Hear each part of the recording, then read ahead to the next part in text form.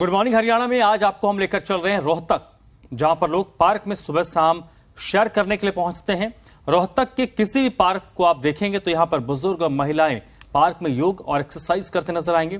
यहां खुद को फिट रखने के लिए सुबह से योगासन, बैडमिंटन खेलना हो, टहलना जैसी एक्टिविटी देखकर महसूस होता है कि वाकई लोग सेहत को लेकर संजीदा हैं।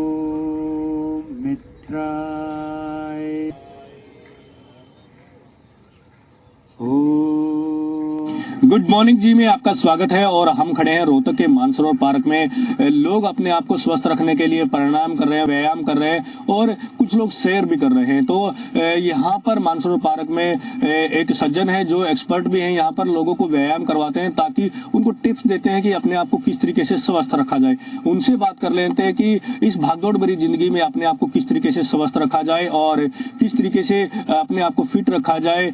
उनसे बात कर लेते हैं। जी मीडिया में आपका स्वागत है। किस तरीके से आप इनको मोटिवेट करते हैं? सर, मैं भारतीय योग संस्थान से जुड़ा हूँ और ये हमारी पूरी टीम जो है ये भारतीय योग संस्थान से है, जो पूरे भारतवर्ष में पिछले 56 सालों से लगभग 4000 से अधिक केंद्रों के माध्यम से लोगों को योगाभ्यास करवा रहे हैं।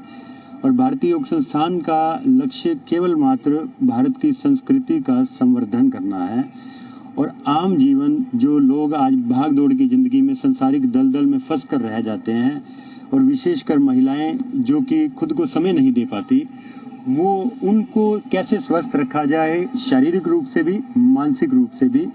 और केवल मात्र शारीरिक और मानसिक रूप से नहीं, भारतीय योग संस्थान का लक्ष्य है एक एक साधक साधिका को एक ऐसे कार्यकर्ता के रूप में बनाना कि लोगों को एक अच्छी प्रेरणा दे सकें, लोगों के प्रेरणा के स्रोत बन सकें। तो जिस तरीके से उनको व्यायाम अन्य और जो किस तरीके से हमको उनको टिप्स देते हैं? पूरा भारतीय योग संस्थान का एक पैकेज है। गायत्री मंत्र से शुरुआत होती है, उसके बाद आसनों का अभ्यास करवाया जाता है अलग अलग केंद्रों में, अलग अलग सुविधा अनुसार। जहाँ जैसे साधक होते हैं, जैसे मानसरोवर पार्क का केंद्र है, ये लगभग 7 साल से चल रहा है और 7 सालों में यहाँ के साधकों ने एक अच्छी तरक्की करी है। तो हम आगे हल आसन, सर्वांग आसन, मंडूक आसन, इनका अभ्यास करवाते हैं। तो हर जगह अलग अलग स्तर पर अभ्यास करवाया जाता है। इसके बाद प्राणायाम का अभ्यास और ध्यान का अभ्यास करवाया जाता है। और विशेष बात क्या रहती है भारतीय योग संस्थान की कि जो भी साधक या शिक्षक, इन्हीं में से ही शिक्षकों का निर्माण करवाया जाता है। कोई अलग से हमारे ट्रेन शिक्षक नहीं है। गृहस्थी में रहकर कैसे हम सन्यासियों जैसा जीवन व्यतीत कर सकें, यह लक्ष्य है भारतीय योग संस्थान का। और एक आम इंसान कैसे एक अच्छा जीवन जी सके, यह लक्ष्य है भारतीय योग संस्थान का। बिल्कुल, जिस तरीके से एक्सपर्ट ने बताया है कि लोग अपने आप को स्वस्थ रखने के लिए किस तरीके से एक्सरसाइज यहाँ पर कर रहे हैं और अन्य साथी भी हैं, उनसे भी बात कर लेते हैं कि अपने आप को फिट रखने के लिए क्या आप व्यायाम करते हैं, किस तरीके से अपने आप को फिट रखते हैं? अपने आप को फिट रखने के लिए आपको नित्य प्रति योगाभ्यास करना चाहिए। सुबह ब्रह्म मुहूर्त में 3 बजे उठना चाहिए और अपने आप को फिट रखने के लिए आपको योगा बहुत जरूरी है। अगर जीवन में सफल होना है, आगे बढ़ना है, अपने शरीर को स्वस्थ रखना है तो आपको नित्य योगा अभ्यास अवश्य करना चाहिए।